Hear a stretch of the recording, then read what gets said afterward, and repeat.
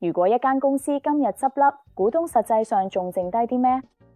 呢個就係台面價值同有形台面價值嘅分別。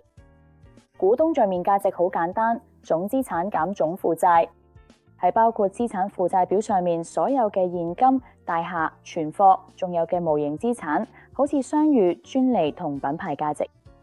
有形帳面價值就係將呢啲再簡化，你由帳面價值開始，然後減走無形資產。因為如果要賤賣，公司品牌同商譽好多時都變唔到現金，剩低嘅就係實實在在嘅資產底線。舉個簡單例子，一間公司有1億蚊資產，4000萬負債，仲有1000萬無形資產，帳面價值就係1億減4000萬，即係6000萬。有形帳面價值就係6000萬減1000萬，即係5000萬。嗰1000萬嘅差距，其實就係會計上嘅信任同現實清盤之間嘅分別。